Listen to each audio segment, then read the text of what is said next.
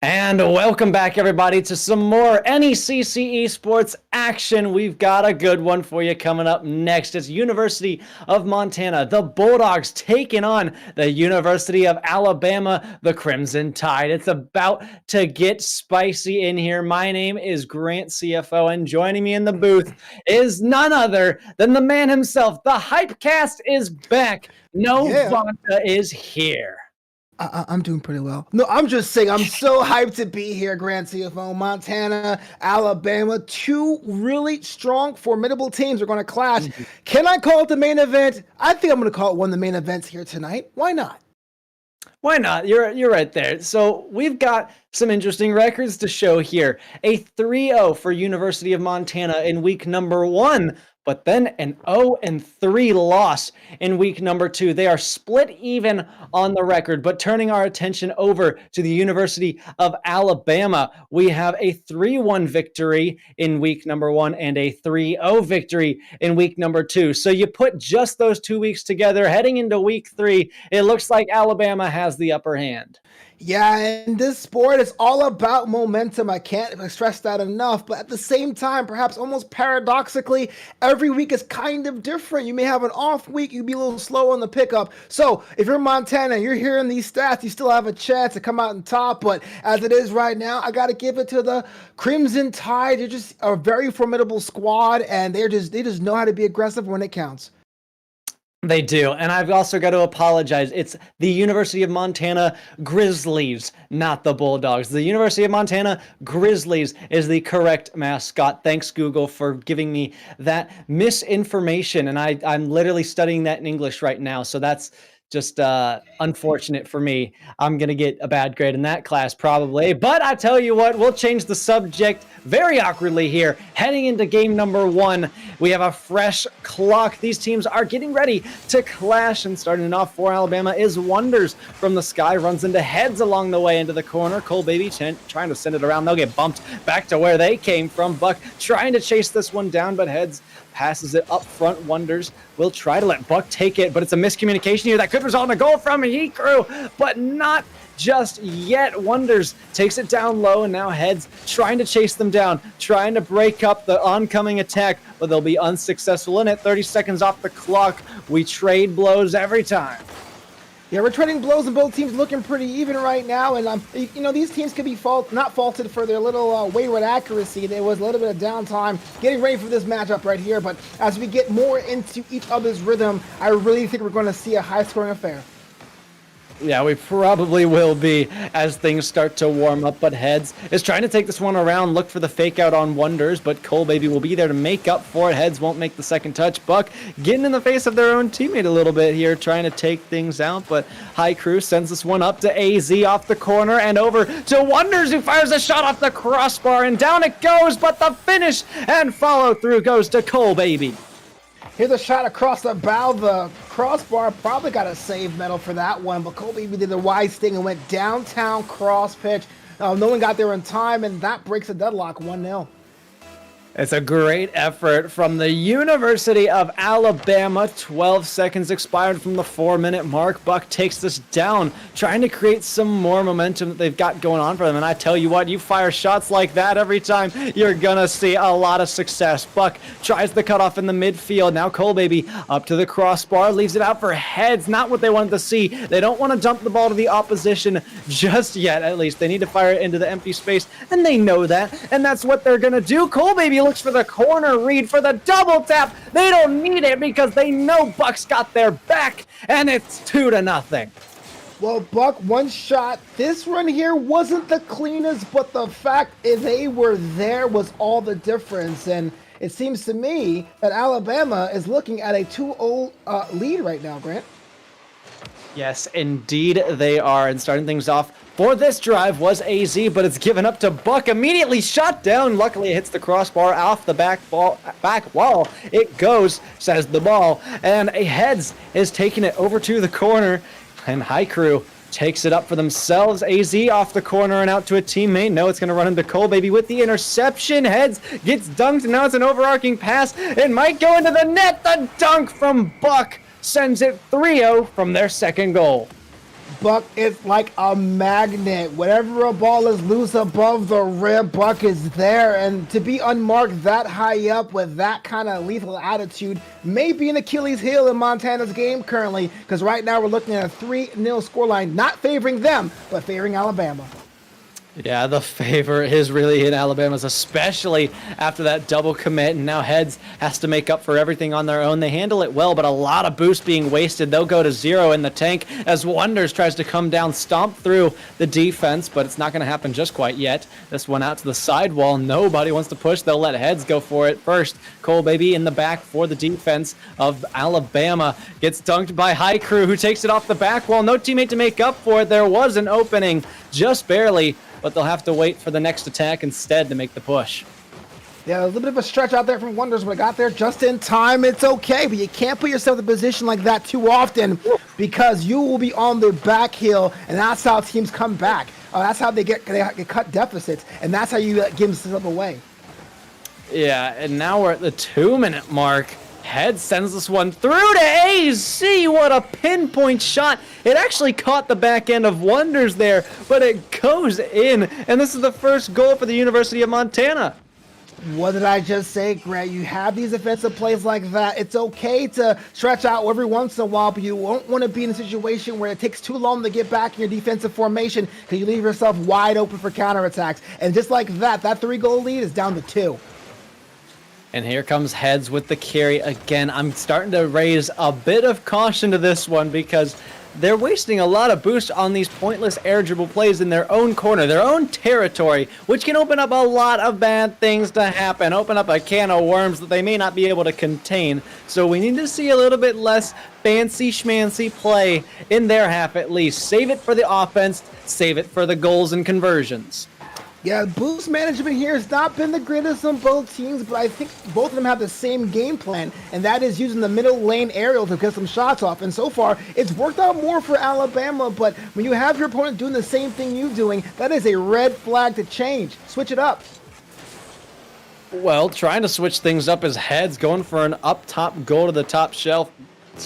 But Buck will throw this one out to the side. It's Heads out to AZ, and now up top, it's blocked by Wonders. They'll take it down. High Crew might just find a floater in, but Buck is there to make the last second stop. Almost just let an easy goal in. It seemed like they were about ready to give up, but High Crew still has an opportunity. Smells something to cook up. But AZ continues this pressure. This is great to see these rotations because I love pressure so much. If you can build up enough of it, it has to go somewhere. It has to burst.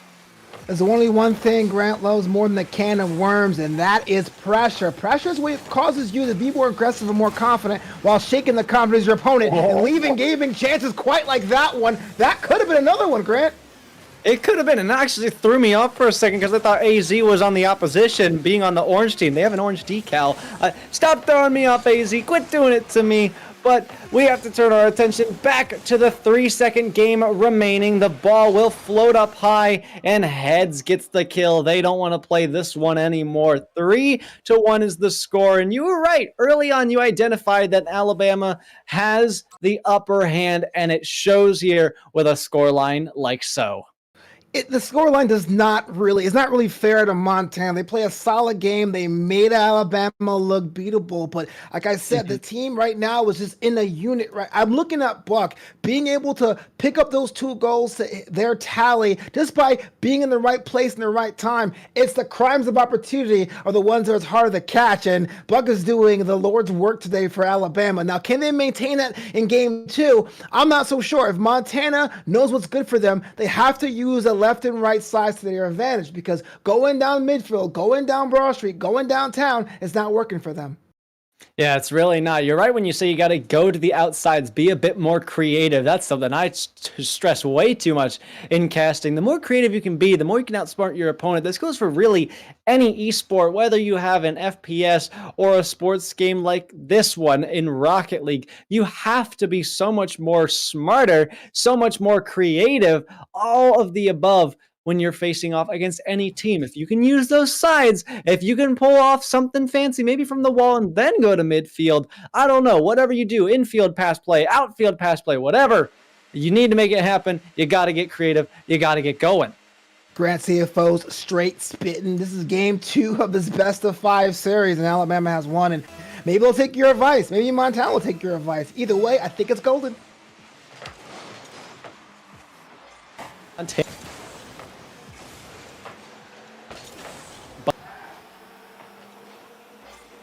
See at all, and Heads not gonna be able to see for a minute after that one. He didn't take it out to the skies, but Haiku sends it right back up into the heavens, and Heads is looking for the double tap. They won't find it. It's blocked by Buck, and they'll take it out to the left wall using these sides, but AZ stopping the traffic, getting in the way, putting themselves up as an obstruction that they're gonna have to avoid going forth.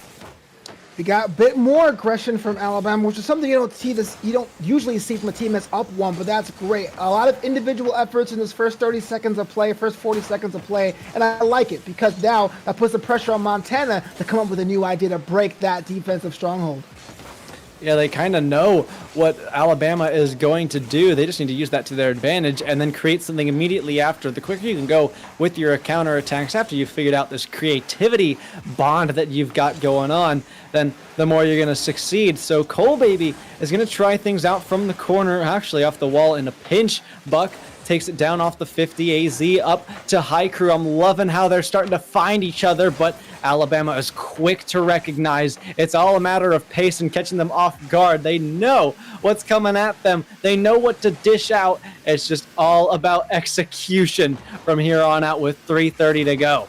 Yeah, if Alabama's not careful, they can be on the receiving end of an absolute shellacking from Heads specifically, because twice already, Heads was able to split multiple people on the defensive play. His shooting accuracy, or their shooting accuracy, wasn't ideal, so there was no change in score line, but you have to leave someone like that marked at all times. Yeah, and we'll just let it play out here. Heads from the corner. Buck putting their flag in the ground. AZ sends it up for Haiku. Nobody home on the backboard. They wanted a better shot instead, and Heads is going to have to return to home base here. They actually made the push for it, but it allows their teammate just enough time to get back. AZ waits on the back wall. Cole Baby trying to get a bit fancy, get creative all up in there, but they're not going to find the goal just yet. A lot of just smart plays coming out from these guys, but they cannot outsmart each other in game number 2. Things have straightened up for University of Montana, and that shot actually almost goes in for Alabama. We got Montana hanging by the goal like a gang underneath the boardwalk looking to cause some damage. And, you know, sometimes you wonder about having so many people back like that, but it worked out for them. All they need is one more person, in which I would deputize as Haiku in this situation. This plays a little bit further up, because if a ball comes loose from McClear, you have yourself an open chance at net. And you got to tell you, at this level, open chances at net are golden opportunities. You never let them slip away. They are golden and punishable, critical criticisms, all of that good stuff. They will be a target, something that can be capitalized on. And as we say it, the opportunity presents itself. But ironically, as we've been saying, nobody scores it. Cole Baby tries to take it up for the double tap, but it's AZ down low. And now big pinch up to the ceiling. Haiku gets the pinch out. They'll clear it long. No, they'll miss the second time. However, Wonders puts it up for a moment, and Heads takes it away. Wonders takes out AZ as well. Haiku on the back wall trying to get off the back foot. AZ finally gets it clear, but it's going to run right into Buck. Here's where we're starting to see University of Montana do a bit of panicking, not really sure on how to get out of their own half anymore. Alabama is turning up the heat. They've got the aggression going. The knob is turning. The pressure is building, and the panic comes after. Yeah, the game 2 situation, you don't want to be down 2 games in this series, and also you don't want to allow your opponent to come back if you're Alabama. But what we're seeing right now is that it's hard to critique a tie deadlock game, but both teams need to spread out just a little bit more. We're seeing a lot of people worried to play the same flank or somehow be in the same part of the mid-pitch. A little space will do you some good. Yeah, but here's Haiku almost having it off the side post. They just won't get there in time. Cole Baby with a long carry. AZ almost missed that one. Luckily, they can just dump it to the side as Haiku takes it out. They almost see a 1v1 opportunity, but the misdirection was there from Buck. Now up to the back wall and out. 19 seconds to go. Any goal here could end what we see play out. It's Wonders with a great clear out, but they wanted the shot instead. I think they may have gotten a bit confused as I did, but Cole Baby stops it in the midfield. High Crew coming in for one more shot. Heads could have gone for the takeout on Buck or Wonders there, but they're just going to allow Buck one more opportunity. They don't get the flip reset. Wonders comes in for a shot, but we've got overtime. Within inches of having another victory, we have ourselves an overtime situation. Grant, next goal wins this game. Pressure's on for both squads, and hard to call this one. I'm still giving it a little bit to Alabama, but that's not to count Montana out too, because they have them on the heels right now.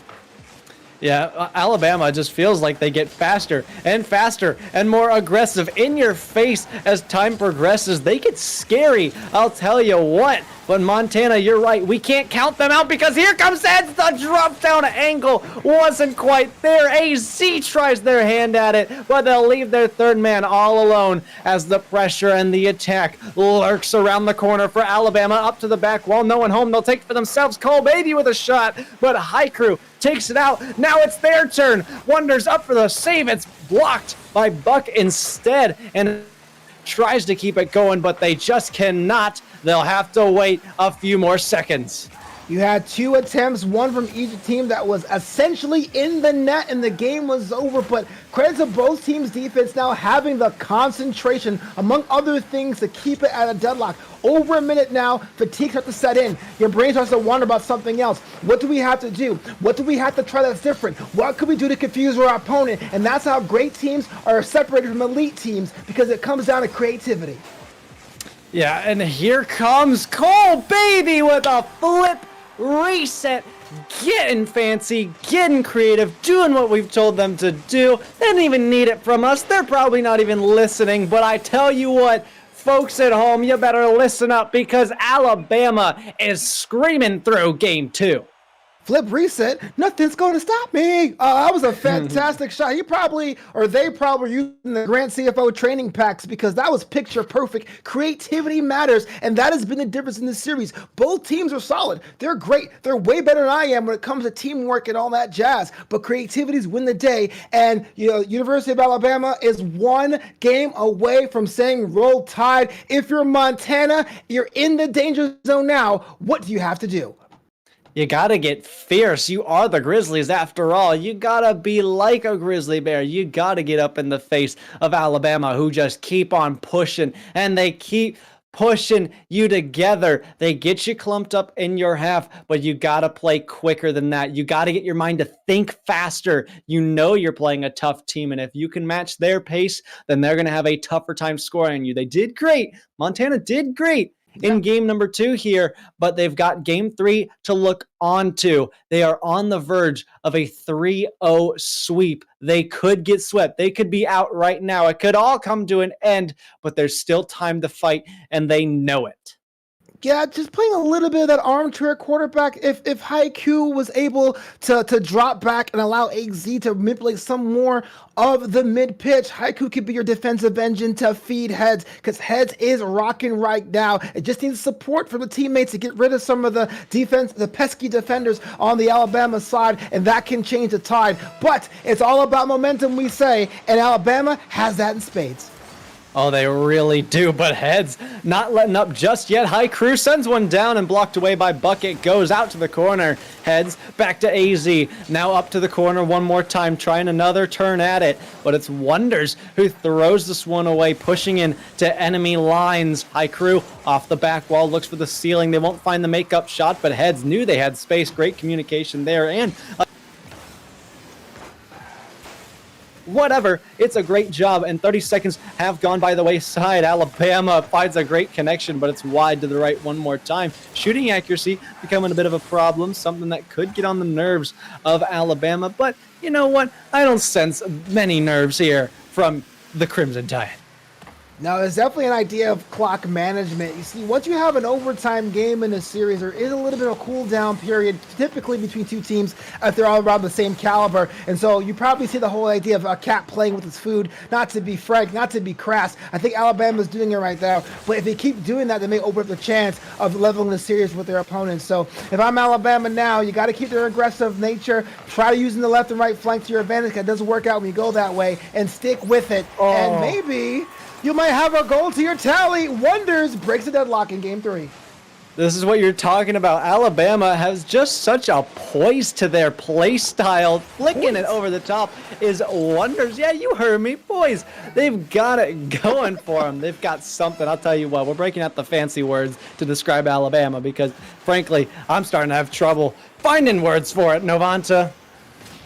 Yeah, if you're looking at Montana now, you're staring at the door of being completely shut out. And Heads got demoed for his trouble or her trouble. But the idea is this. You're understanding that the edges of your goal are somehow the weakest part of the defense, right? You can get there in time to clear up mid-pitch. But when someone comes in the bottom corners, you're somehow are not getting there in time. So what you got to do is eliminate that threat completely and try to get your face in front of a shot. Don't even give it up the chance. It's up to you now to put more demos out there. It's up to you now to get in Alabama's face. You have nothing to lose now. It's do or die time. Let's go. It is 3 minutes on the clock as the pace quickens here. Alabama have been on the prowl for minutes, games even. 2-0 is the scoreline now as Wonders looks to continue that momentum that they've had. Buck will take over here, now pushing it out to midfield. Great block and stop by Heads. It's out one more time for Cole, baby. They won't be able to capitalize, but here comes the pressure. Buck looking for the angles. It's just wide of the net, and it goes out here. 30 seconds. That was all Alabama. Gold medal for effort there. That is something that takes a lot of skill and concentration, but sometimes that goal tends to be like the size of a thimble or a needle that you have to thread. It didn't work out for him that time. No, it did not really, but they came so close. And, you know, we have to turn our attention to University of Montana right now, who are sitting down 1 goal and on match point. They cannot afford to lose this, especially after coming off of an already 0-3 loss from last week in week number 2 here. They've got a chance for redemption. They know this is their second shot, and of course they'll get more as the weeks go on, but they would love to get it now, even just a game off of Alabama. But so far the story has been they're struggling to manufacture really anything against such a quick and looking dominant team from Alabama. So they've got to get something going. I'm not even sure what it is. I'm not at this level quite yet, but there is something missing, and I'm on the lookout for it. It's kind of hard to say because we're watching cars on the pitch, but there is a human element to this. When you have a game you know you had in your hand that you're supposed to win and you don't, the next week you got to basically start at 0 with your confidence. And a lot of these shots, a lot of these mechanics, a lot of these rotations are good, but just a half a step behind, which somehow, what I would say, infers hesitation when it comes to Montana. Maybe you're right there. There is always a human element in anything that we play here, and now it's just gonna keep going downhill for Montana. Buck, again, that player you've been looking out for, Novanta, rightfully so, because just look at them. They can capitalize on nearly everything that is given to them, and now they take it up 2-0, and that is their first goal of this game. 3 goals in, and there's only 1 goal that looked like it was going to be a picture-perfect, majestic one that actually went in. All these goals have been second chances, these scruffy goals, and a lot of the culprits there are Buck and Buck's positioning. So the idea that you're a team allowing a second shot on goal after a rebound is something you have to work on the training ground. But I would say it's been fortunate for Alabama. They're up 2-0. Yeah, you're right there. And UMT has been struggling a little bit as well with the way that they're able to find connections. It just seems non-existent so far from game to game, and especially now in game 3, they've just been dwindling away, withering away with their confidence. Maybe that human element is coming through, but Alabama hasn't lost a step in their stride. Nothing can break it, but here's an opportunity for Montana, blocked away. Unfortunately, it's gonna be the last one as 10 seconds ticks away. It is 5 seconds to glory for Alabama. They pick up another 3-0 sweep. They are your victors here on NECC week number 3. Roll Tide. It seemed that Alabama still has some shooting accuracy issues that's plagued them so far in this season, but they get the job done here tonight in 3 straight games. Congratulations, Alabama and Montana. You played a good game, just wasn't your night. Yeah, unfortunately, it was not. But goodness gracious, I don't ever think I've seen such an unrelenting team before. Alabama, game one, they took a little bit of time to warm up, but then they just started going at it. Game two, same thing, except minus the warm up. They kept it going. Game three, game two, the knob was just cranking slowly over time, distortion in the waters all around. And then game three came through. They're just at this pace the whole time, off the charts. I couldn't even keep up. It's like in my music production brain, I imagine a compressor, right? There's so much signal going through at once, but it's just a ceiling, just like, get down, stop that right now. True. Absolutely insane. What a great team. Positioning was great. Rotations were solid. It's just the speed. The Alabama was the quickest team, and they won because of it. And if you're Montana, I'm not sure if that's a drill situation or just a confidence situation. Just maybe wasn't feeling your night today, but you have to get faster if you want to compete, especially as a team as formidable as the Crimson Tide.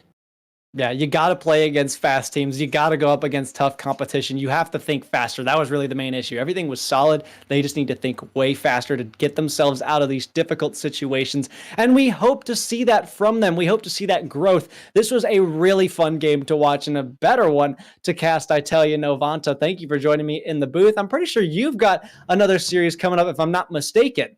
Yeah, sure do. Going to be hanging with the Lars Newt. Oh, baby, I can't wait to see that. Two of my favorite casters to watch. Y'all better stick around, but we're going to go to a bit of an break. Yes, that's where we're going. Stick around. You're not going to want to miss it.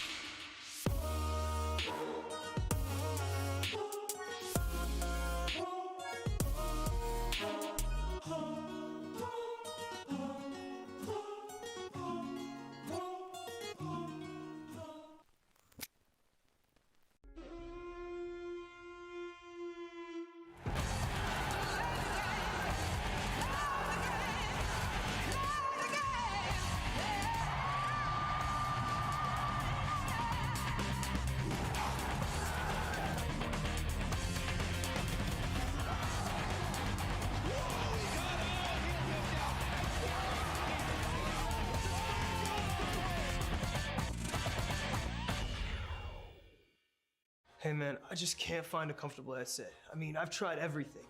Literally everything. Sheesh, my brother. I got you. The HyperX Cloud 2 Wireless. Legendary comfort goes wireless. That is comfortable.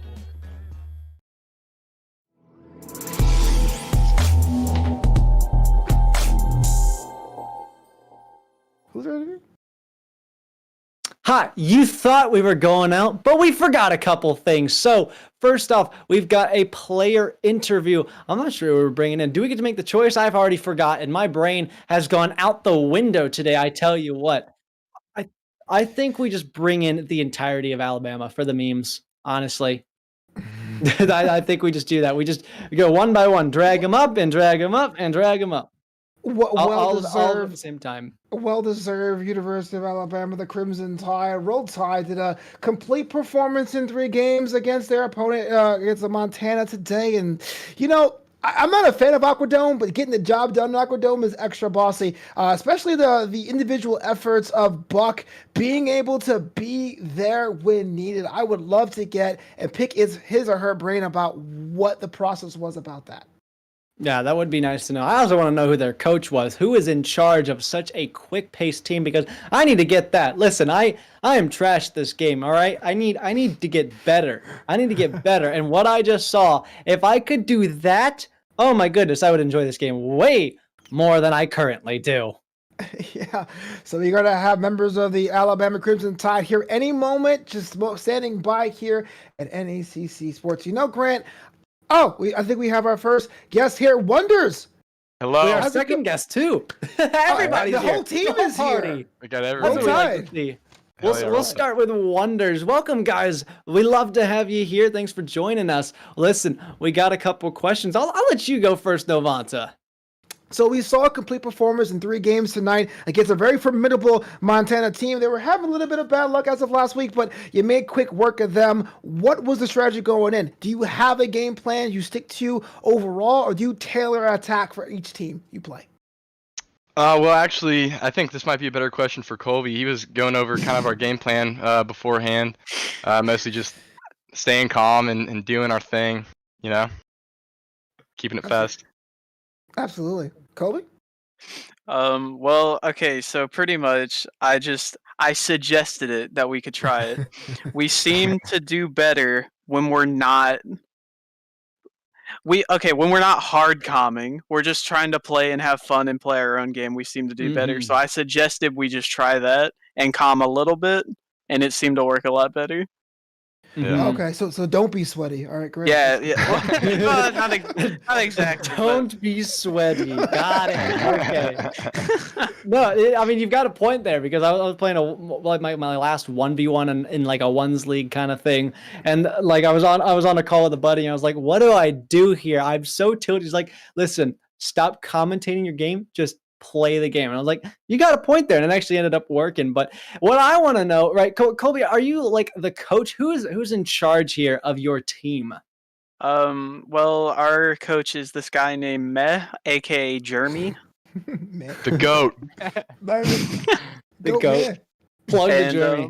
Oh yeah, and he's been helping us out a lot. He's been going over our replays, and he's been a big help for us. Yeah, well, I mean, it definitely shows. You guys were some of the most quick-paced team I have ever seen on that pitch. I tell you what, it felt like I was telling Novanta, game 1, it took you guys maybe like a second to get warmed up. Then you started going at it. Game 2, you guys kept cranking the knob. And then by game 3, you guys were just off the charts at all times, not letting up, unrelenting. How do you pull that out? What is like the combination of things leading up to what happened tonight? How did you guys pull off such a consistent, fast-paced game?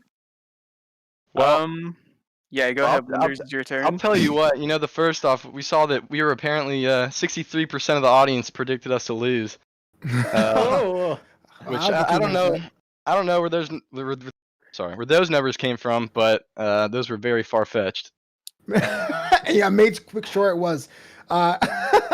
Question for you, Bucky, or Buck, I should say. We had a lot of opportunities where there was a shot on goal, loose ball, but you were there every single time. A lot of those goals were scavenger goals. I'm not knocking it. I love the look. Got to win today. But what's the mentality there? Is it a kind of a thing of hold back, shoot, and I'll see if you miss? Is it just the luck of the rotation? What's the thought process? I'm a ball chaser, so I just go for everything. That's what we like to hear. Yeah. Yes. I was sleeping most of the match. So I mean, I didn't really have to do much. Oh my goodness. Colby and Wonder just carrying me the whole time. Yeah. I just sit in the back, pull out the futon, maybe watch some YouTube. Right. Yeah. Of course. Do the thing. Stay up past bedtime when you're supposed to go to bed like 3 hours ago, but you're still on TikTok. I'm not talking about myself or anything. Wonders. But... No, That felt personal. That felt very personal. Hey, you'll never know, or maybe you already do. But I've got no questions left, Novanta. What do you have any? Do you guys celebrate a win at all, or just kind of just do your homework and peace out? Like, how does that? I'm gonna go do homework. Right now, Well, probably we've definitely had plans to celebrate, but we're holding off to really celebrate it until we get like a big dub. You know, something that we're just Mm. very proud of. And we're Northwood? pumped about. Okay, well, in that case, congratulations tonight. Hopefully, that big dub comes soon because you guys put Yes. on a masterclass today. For sure. Huntsville Alright, better well, watch out next week. Yeah. You hear? Calling you out, You hear it Huntsville. boiling. We hear the banter brewing. I tell you what, I'm ready for it. I'm ready to go into next week right now, but it's still a Tuesday. There is homework to be done. So we'll let these folks get on to whatever they've got planned for the rest of the night. Guys, thank you so much for joining us. We appreciate having you. Thank you. Thank thank you. y'all. Thanks. Shout out Clexi. Yes. Oh, goodness. I have a bit of a cough there. So, without any further ado, we got one more thing for you guys in the audience. The ad reads, the beloved ad reads. I tell you, we have first up, we got two for you because we already ran the other ads. So we're going to spare you a little bit of extra time that I didn't know about last series. So without further ado, even though I gave you more, Meta Pro Gaming is a full-service esports management, developmental, and consulting company. They provide esports coaching, college esports management, arena design, and equipment. Visit them at metaprogaming.gg to learn more. And then you saw it last series. I mean, if you were here, Ethan, in that amazing Respawn chair, he'd tell you all about it. That it's one of the most comfortable chairs he has ever owned. The upgrade from a metal folding chair to that, monumental leap, I tell you what, but they are forged for all day comfort. You can sit there and do your thing, file your taxes, do your homework, play Rocket League, watch Rocket League, do whatever you put your hands on a Respawn chair. And those are the ad reads we've got for you. Novanta, any thoughts to finish it up and wrap it up? I gotta say, you kind of sold it for me. I think my next chair will definitely be a Respawn one, but I got nothing else for you, Grant. I'm just hanging out with you. All right. Yeah, I think I could agree with you there because this $100 Walmart knockoff gaming chair, whatever the heck this is, it's not doing it for me. In fact, get out of here. I'm gonna go kill that chair. But we're gonna do that on a break because that wouldn't be PC. Anyway, we'll see you after this short break. We got a couple more series coming up with you on the NECC Esports channel. Don't go anywhere.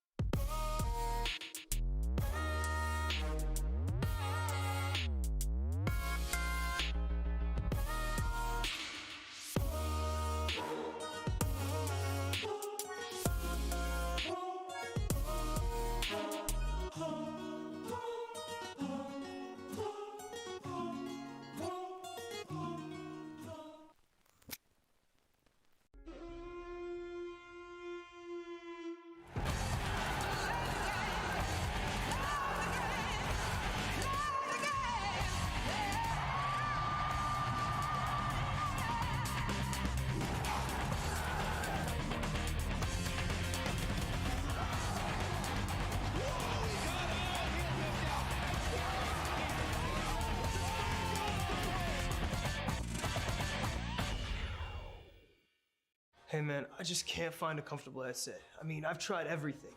Literally everything. Sheesh, my brother. I got you.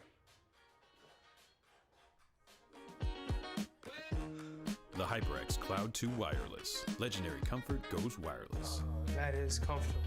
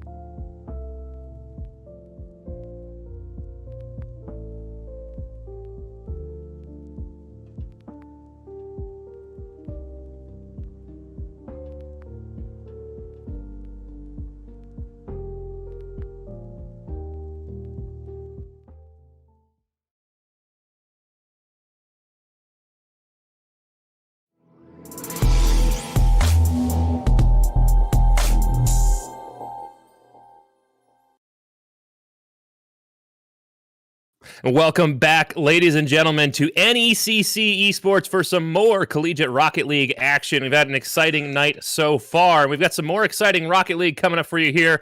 I'm going to be your color commentator, at least for our first match, and joining us in the casting booth, someone you already know, Novanta, for your play-by-play. Novanta, how are you doing so far this evening?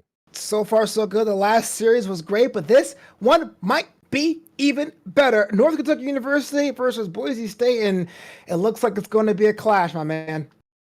Well, it should be interesting. Northern Kentucky and Boise State have both already played the same team, Alabama Crimson, and both falling to Alabama Crimson. So it's kind of interesting to see already this early in the season. We've got some overlapping history here. Alabama Crimson taking down North Kentucky University 3-1 and sweeping Boise State University last week. So maybe fairly evenly matched up teams, though Northern Kentucky is the only one of these two teams that's picked up a win so far this season, taking down Fresno State Blue last week. And unfortunately for Boise State University Blue, they had lost to both Alabama Huntsville and Alabama Crimson. So they had a bit of a rough start, but I think they're going to want to come out of the gate hard and fast, looking to get an advantage early in this series and set the pace for the rest of the season.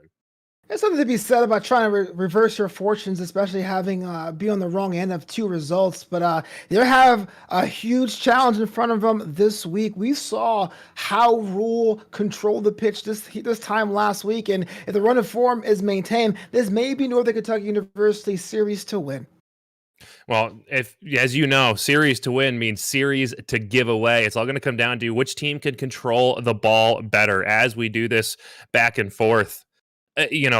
whichever team has better control, has better ability to maintain possession of the ball. It's not about blindly pushing that ball forward towards the net. It's about keeping the ball away from your opponent until you get a good shooting opportunity. So when you get that shooting opportunity, you need to have good positioning, good control of the ball, and the ability to follow through with it as a team. It's 3v3, right? So see, a lot of times we get one player wants to come out here and solo play. You can't do that in a threes environment. Threes environment is very important. It's all about the rotations. I'm sure you're aware of it. And I'm looking at Northern Kentucky's strategy because they tend to use a rotating cast of their players throughout different games. And will that be a big factor, you think, in this series? It could be. But you spend some time getting that momentum and that gel with your team together, and it's so important to have through a series. When you're cycling teammates fast, you tend to have a little bit of a deficit in some of that gel. On the flip side, if something's not working or you need to change something up to get an advantage over your opponent, then swapping those players out can bring some freshness to that play style, some variety to that play style that allows you to get an advantage over your opponent. So the only way to really find out is to put the players on the field. Speaking of the players on the field, on the side of NKU, we have Rickles, Rule, and I believe Pig. Yes, on the side of Boise State, Ace Pocket, Baynock, Cosmo, Buster. 5 minutes on the clock. Game number 1 underway. This best-of-5 series has these two teams heading in different directions on the pitch, but it comes down to which one wants it more. An Ace Pocket already shot near the goal, but it's knocked away by Pig. Pig is eyeing it, maybe trying to pass to Rule in the mid-pitch, but is stuffed for his efforts. Rickles rotates back, eyeing it in the corner. Rule's looking at the two, but Baynock with a little bit of an edge to it. And about 20 seconds elapsed in this first game. Look at we're getting both teams sizing each other up. Lots of back and forth up and down the field. As you know, we've done a lot of South American gameplay. It's kind of reminiscent of that, this back and forth quick transition play style. And as NKU finally starts to find a bit of contain, that's going to be so critical. Like we talked about in the pregame, is that control. And now an opportunity the other way. Cosmo Buster driving it down, and that's an easy drive home for BSU. That was a Sunday drive that was almost comical, the way there was no pressure on the way over there. Cosmo Buster taking the long road downtown and opens the storyline. Well, Lars, I have not seen something quite as like that in a long, long time. Yeah, you got to be very careful allowing that ball to just drive through the backside, and if you have no one back on defense, then obviously they're going to score these all day long. But back the other way, Rickles trying to keep this one clear, and NKU needs to find a way to get some magic going before this gets away from them. Hopefully Magic is on their side. Northern Kentucky University is unfortunately on the losing end of the scoreline quite right now with a open goal opportunity for Boise State Blue, which is ironically in the orange here in this contest here. But you have Rickles. I'm going to mess it up all game. I just know it. Rickles, Pig using the ball going on the left side of the flank, eyeing it, basically uncontested, but it stopped until a little bit of an mid-air collision against Baynock. And there's a chance for Ace Pocket, but was not as clever as Ace wanted it to be. But it's a loose ball stopped over by Rule. We're still on the half of Boise State Blue, which is in the orange, and we're looking for an equalizer if you're Northern Kentucky University. Northern Kentucky did a good job of the last 30 seconds or so getting good pressure down the field, but they didn't find a way to actually get it into the shooting lane, get shots on net, and bring real pressure. They need to find a way to get this ball center and not just mess with it in the corners here. Need team play. There's one pass to center, but not enough power. Ace Pocket gets it away. And as we transition back towards the end of NKU, they're not finding those good, aggressive, threatening opportunities. One of the good, aggressive, threatening opportunities are very, very important, but if the one you got was essentially a soft concession, there's really nothing imperative in this first game to get that much more aggressive. But Ace Pocket, with a little bit of stuff, it has control, but it's knocked mid-pitch, but knocked back by Pig. Rickles eyeing it, but pilfered on the bottom by seemingly his own teammate there. And Baynock has paid the biggest price for being at the wrong place at the wrong time with a demolition. Rickles stops the flow of the ball, but it's knocked back over to Cosmo Buster, but it's shot right of goal. Another shot is also cleared away by Pig. And we have 2 shots on goal there, Lars. What's that mean for either team at this point in the matchup? That's a beautiful opportunity out of BSU. You love to see that repeat attack, that accuracy, that passing play to get a shooting opportunity there and get an attempt on the net. Pig with an enormous stand to keep that one clear. It's very threatening down towards NKU's net, though. They're still struggling to find good, solid shooting opportunities. Only 3 so far this match, and none of them a real dangerous opportunity. Now, speaking of which, the other way, that's an easy clear out. The triple commit on defense doesn't allow that one out.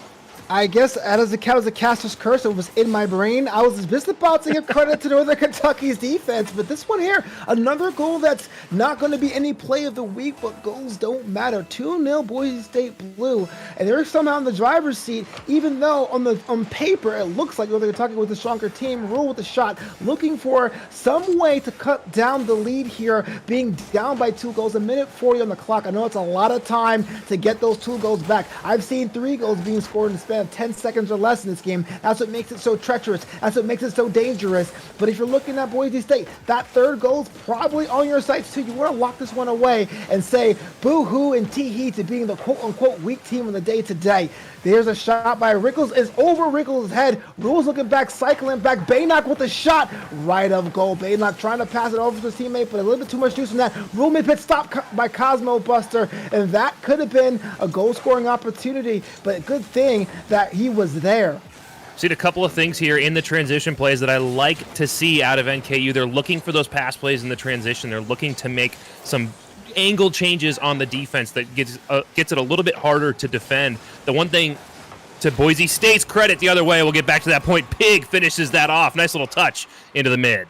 I'll finish your point right after this one, but I want to take a time to look at this goal here. Rickles right there to Pig. What a majestic air roll. That's a nice follow through. All 3 players getting involved. A little bit of an overcommit, but they're not punished for it. In fact, they're rewarded with a goal, cutting that lead in half. Bring this one well within tying this up overtime or maybe even a win territory. Another shot, but not enough power. What I was saying in that is that we're getting lots of good transition plays out of NKU, but to BSU's credit, they're doing an excellent job of jumping those passing lanes and not allowing it to develop. We'll see if they can be consistent throughout this series or if that's going to break down and NKU finds a way to make it happen. The thing about passing lanes, Lawrence, and I love the fact you mentioned that, is like you have a more of a loose relationship with those passing lanes, understanding where they are, but being able to be creative with them has been the difference all night tonight with these teams, and it's seemingly no different here. Boise State Blue still up by 1 with 8 seconds to go. Last-ditch effort, but it's clattered away. There's not going to be another equalizer here. We have Boise State with game 1 to their tally. Well, that's a good start for Boise State. We had a little bit of pre-game discussion before we even got on the cast, talking about where Boise State is going to need to find some success early in this series. They're going to want to keep this alive and push it out towards that Game 5 position because we gave a lot of credit to NKU. They said, we said NKU is going to have a big advantage coming to this matchup. They're going to have that experience of being a winning team, bring some good talent, but BSU showed up to play. They did a great job, like I said, jumping those passing plays, getting a little bit better contained, getting more threatening opportunities on the net. And KU, on the other hand, they're looking for the passing plays. If they can find a way to connect them, they're going to be very dangerous. They showed some level of that re-attack, that quick, fast cycle in the offensive zone. We just need to see them actually finish on it. Yeah, something to note that even though BSU won the first game, Northern Kentucky outshot them 8-5, and so they're getting the opportunities on frame, but it just comes down to following through. This might be a little bit more of a even-keeled contest. You might even see a Game 5 the way these two teams are playing, but you can't take a victory away from a team. Boise State Blue is up by 1. Yeah, I think, like I said, the Game 5 scenario is to the advantage of Boise State. They're going to run 3 players throughout this entire series. They're going to try to take advantage of getting good consistency and good teamwork, good chemistry being warmed up against this NKU team, where NKU is going to want to cycle those players, and that could be to their detriment in a marathon. You know what? You hit the nail on the head. 5 minutes on the clock once again. We have Northern Kentucky University looking for the equalizer in this best-of-5 series. NECC action. This is the voice of Levanta being joined by Lars Newt. Ace Pocket taking the ball on the right side, eyeing it. There's no help out there, and got stopped for his effort. I'm a little concerned about being able to take it to the house, not knowing any shooting lanes to his credit, but it's okay. We have a little shot above the net, but it's cleared away. Cosmo Buster maybe looking for some of that fortune in Game 1 where he or she got an easy goal to break the scoring up. The Pig there looking at right side, maybe a chance around the horn, but it's stuffed by Ace Pocket. About 45 seconds elapsed, and we're still tied 0-0. And we'll see an overcorrect from NKU, and there's a shooting opportunity just off the top, and that one's off the post, pinched out by Ace Pocket. What a showing, but I almost see an overcorrect out of NKU here. We criticized them earlier, that first walk-home goal. They overcommit forward, and now we're sending two people back on that midfield line. We have to find a balance. You're not going to get those plays solo up in the mid, as that's an unfortunate touch out towards the mid, speaking of. You're also not going to get that. It's not going to work out if you commit everybody up, but we need to see some teamwork. The solo plays aren't going to pay off.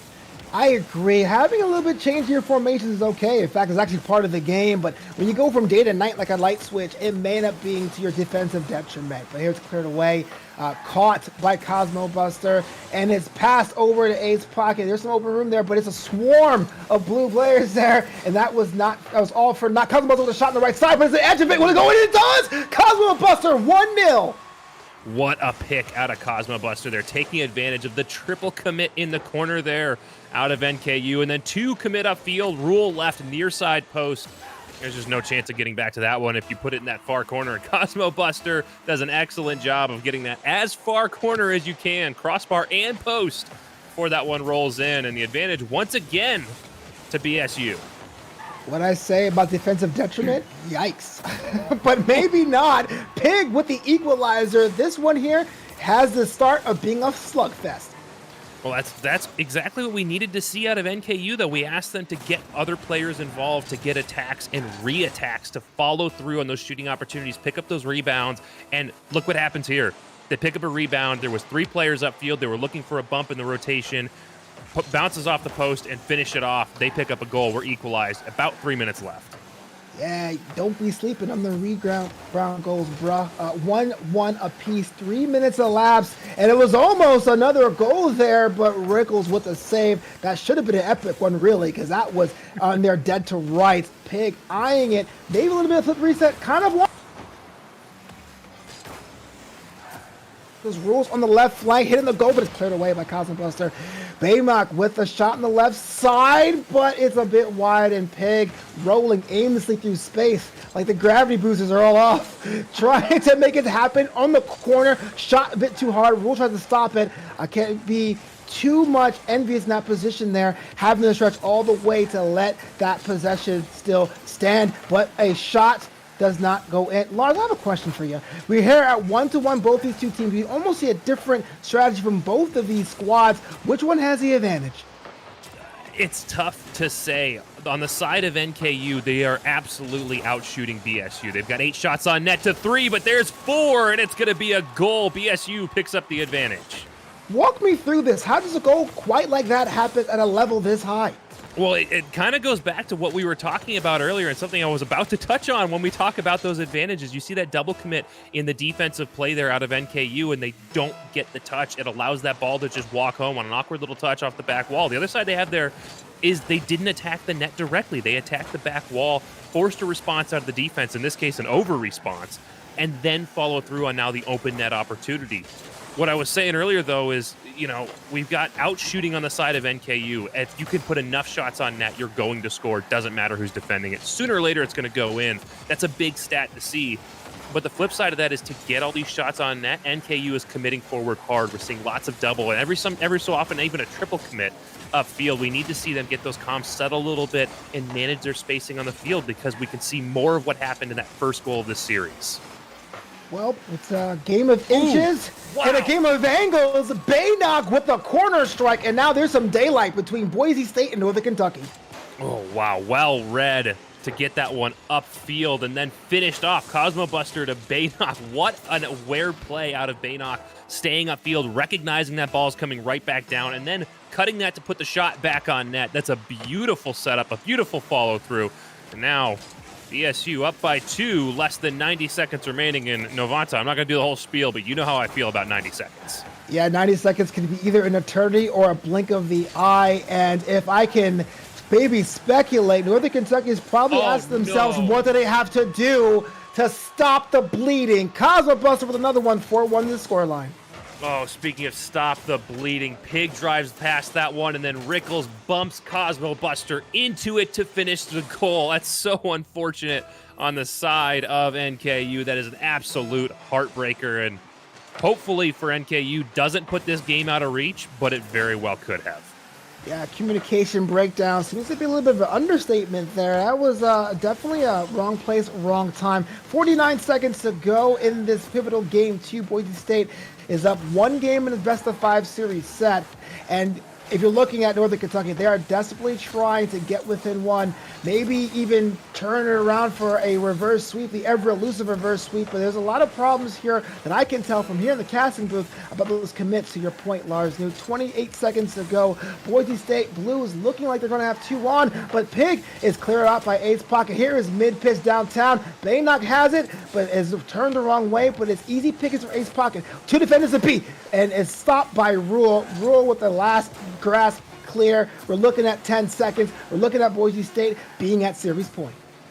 Well, this is an unfortunate position for NKU. They needed to pick up some momentum here. Even if they don't win this game, I would have loved to have seen them score 1, maybe even 2 more goals, carry some momentum into the intermission and into this next game. Because like you said, we are now match point on the side of Boise State. We need to see NKU find an advantage, and it comes back to what we've been talking about and some extra things as well. The management of the spacing on the field, they're not doing a great job of staying separate from each other. They do a great job of looking for those passing plays, of working together, but then when it's not an established play, they're jumping on each other's backs, they're floundering around the field, and it's giving BSU these open opportunities to capitalize on that. On the flip side, though, BSU doesn't have to make their own magic. They've been able to just take advantage of mistakes on NKU's end. If NKU can settle down, fix some of the mechanical errors that we're seeing, fix their spacing on the field, it's going to force BSU to have to find their own magic, create their own opportunities down the field, and that could be the thing, the Achilles heel for BSU. We just haven't seen that yet out of NKU.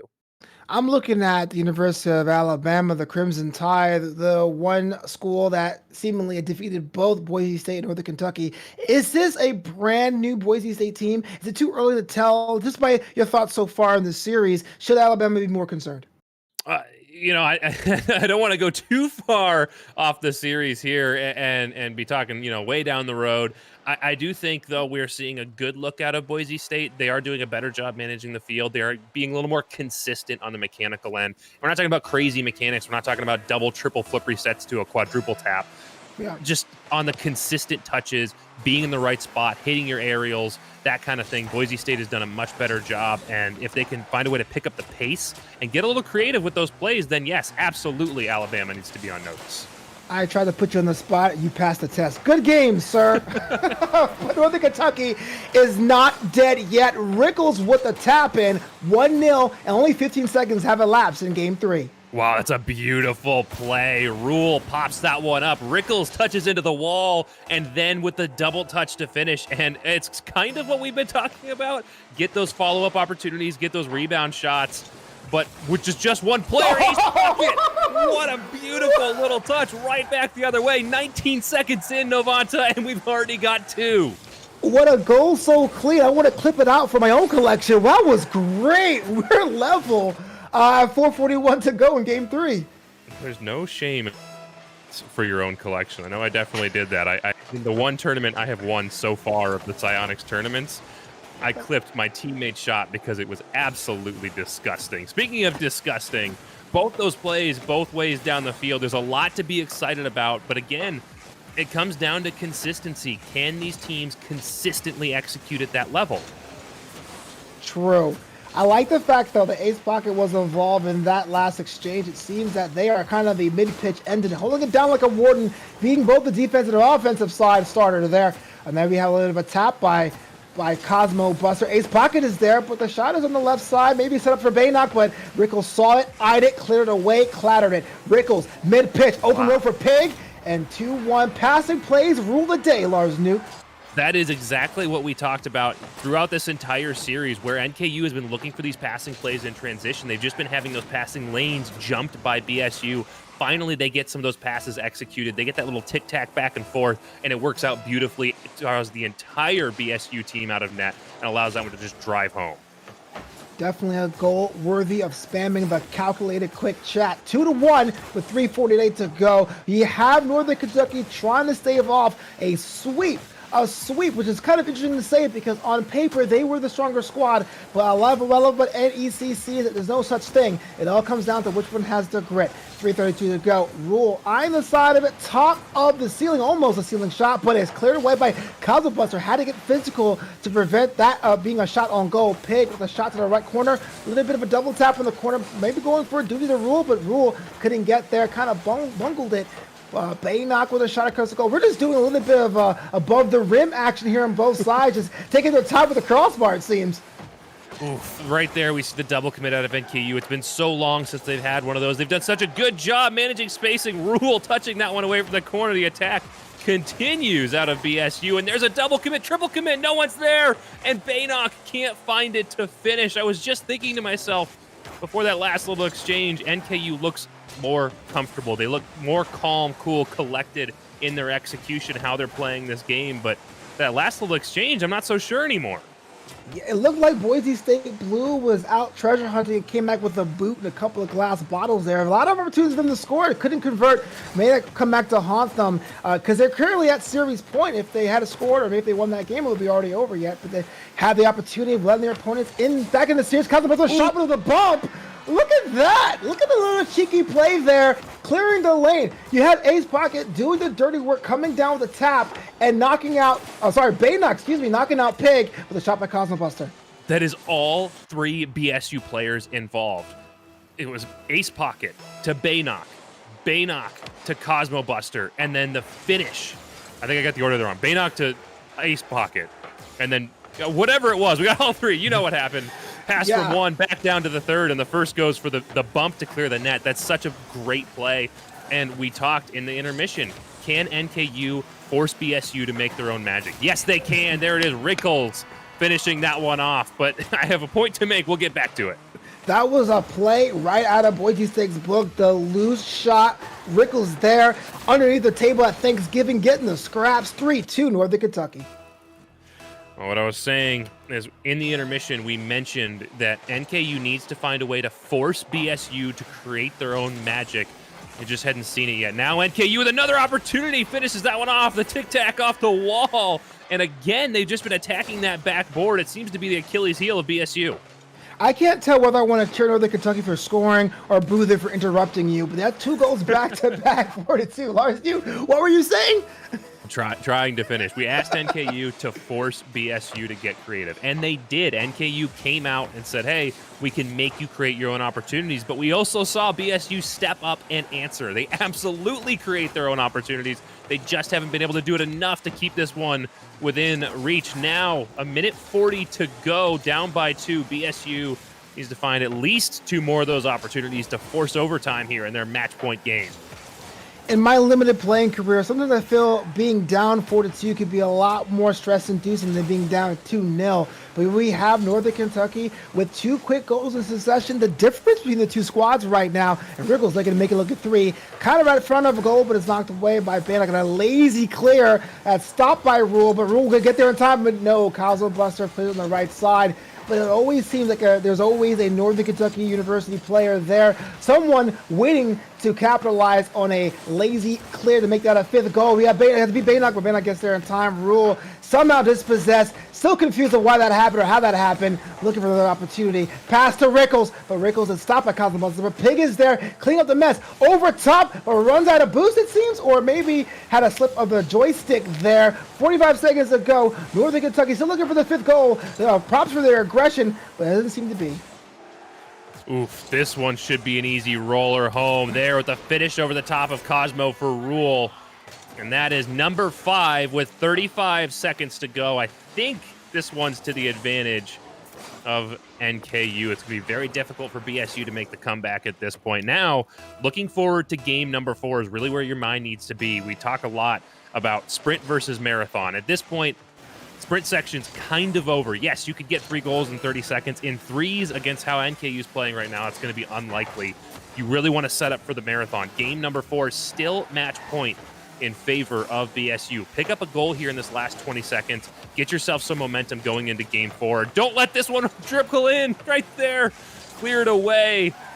And just focus on how you can find an advantage going forward. Look for some of that magic you had kind of in the mid-game and set yourself up to try to secure this in 4. Scoreline's going to hold here. 5-2, Northern Kentucky University. They get 1 on their score tally. They are still trailing the series 1-2 in its best of 5. Boise State Blue, once again, is at series point. They still like to have the momentum, but by that last game, I'm a little worried about their defensive acumen, allowing those admittedly softer goals to happen. The last 3 could have been prevented. Just defensive miscues didn't work out in their favor. What would that has to change? Yeah, this is going to be very difficult for BSU. NKU appears to have cracked the code, and the code was BSU's back wall. If they can attack the back wall, they can consistently get touches, follow-up attacks on the net, and it draws the defense out every time. But as it draws that defense out, they're not doing a good job of making use of that defense coming out of the net. They're not getting the touch off the back wall. They're not clearing it to the corner. They're not clearing it downfield, allowing that one to come into the center. Oh, but now it's center and the defense isn't there anymore because they tried to challenge on the back wall. And unfortunately for BSU, that's not something you can really just fix in a series. It's something that takes tons and tons of practice. And if you don't have it right now, you're looking to week 4 for when you want to have that set up. If NKU can continue to hammer that back wall and find an advantage there, then it's going to be very dangerous territory for BSU.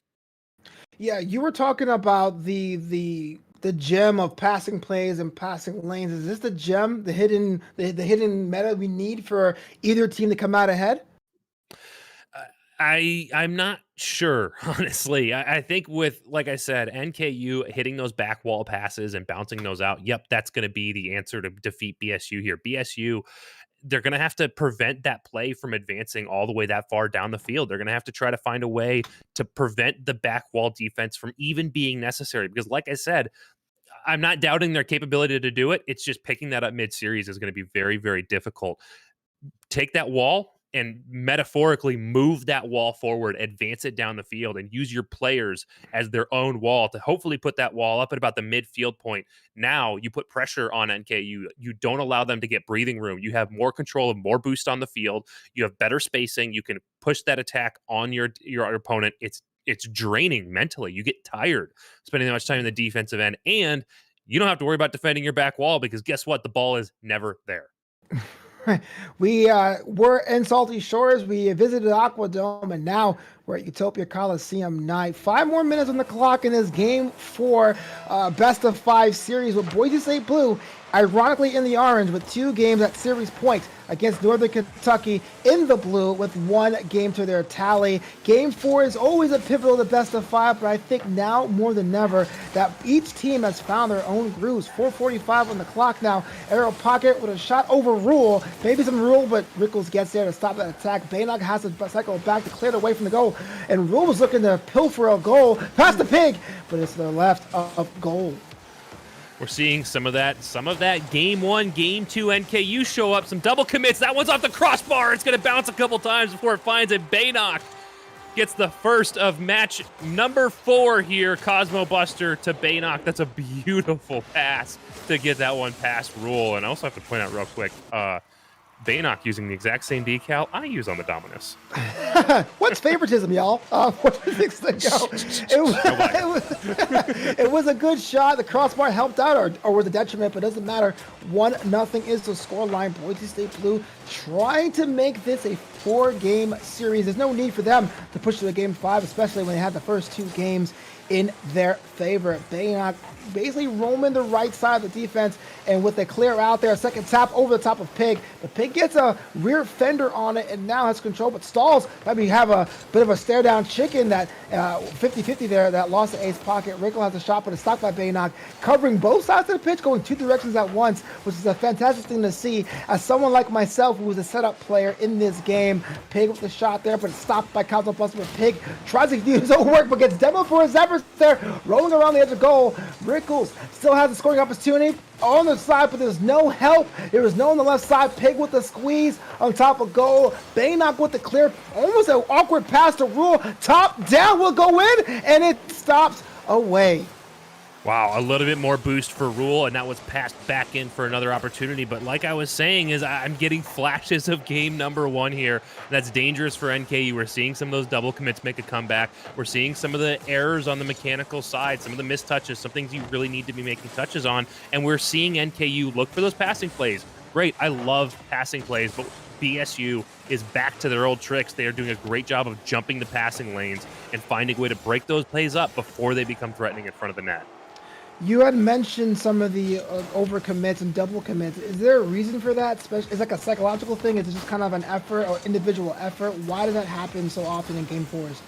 It could be any number of factors, and like you mentioned, it's all psychological. Rule misses the touch off the ceiling for the clear. They're not going to get punished for it, but they don't get that advantage of that quick breakout play. But like you said, psychological, it's exactly what this comes down to. It could be any number of psychological factors. Ace pocket stopped by Pig. It could be you're feeling pressure and a little bit of panic. Oh my goodness, Baynock off the back wall. What a play.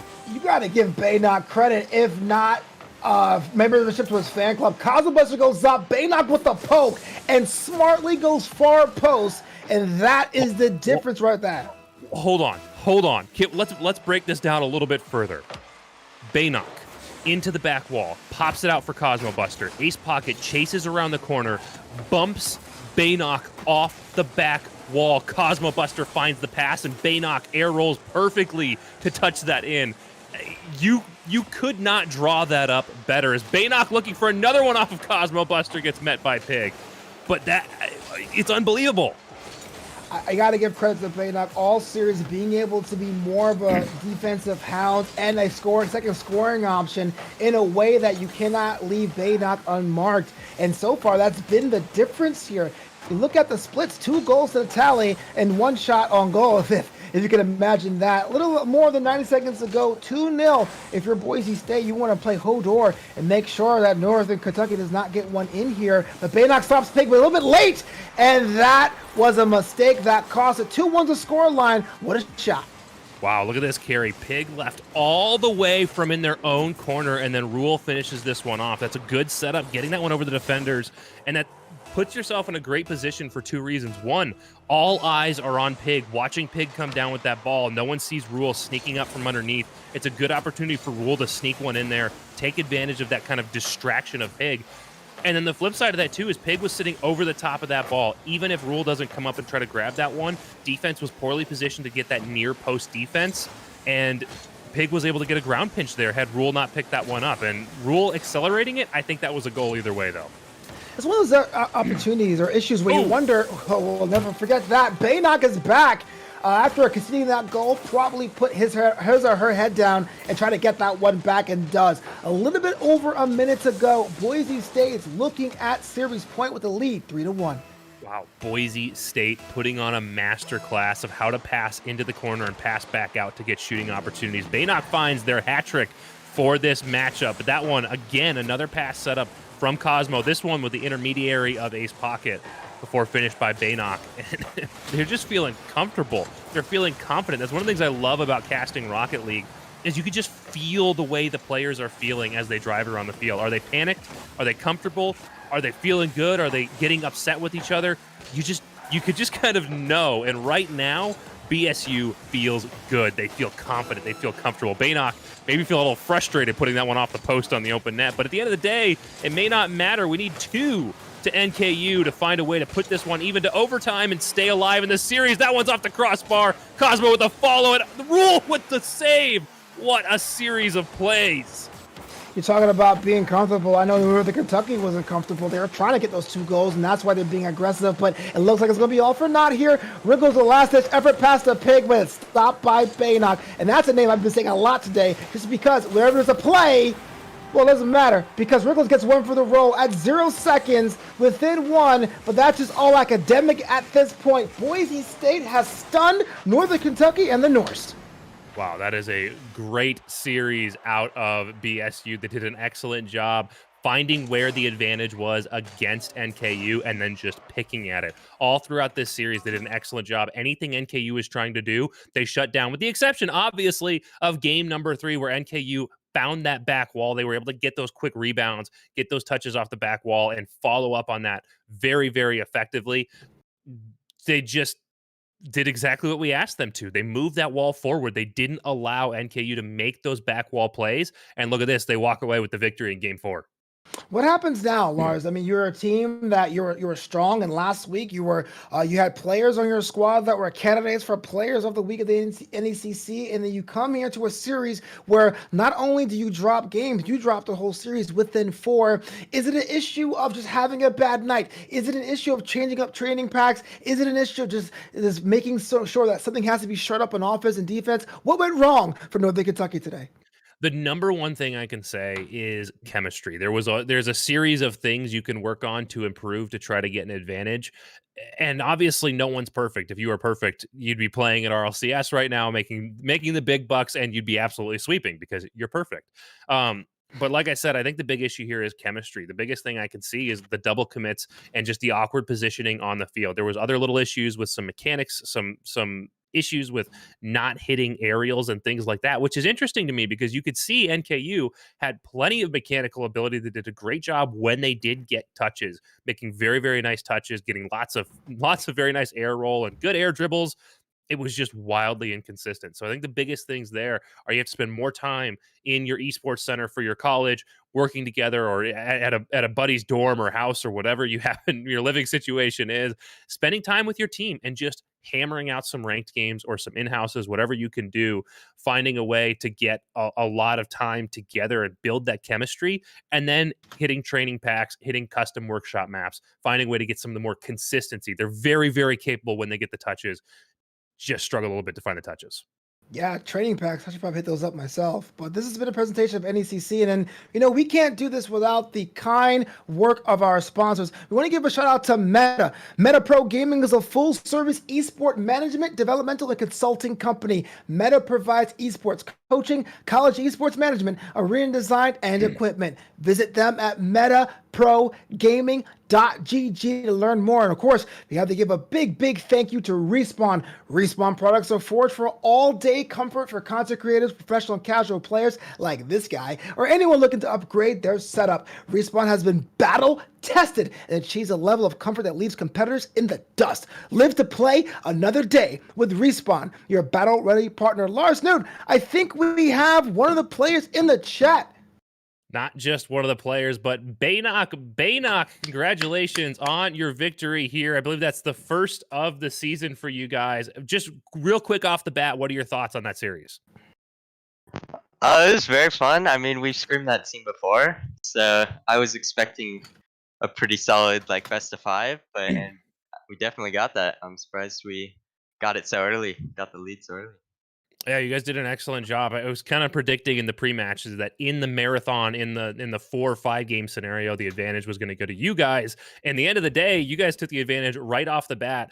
Game number 1, it seemed like NKU struggled to get anything going. What was the magic that allowed you guys to walk away and get that pace off to the right start?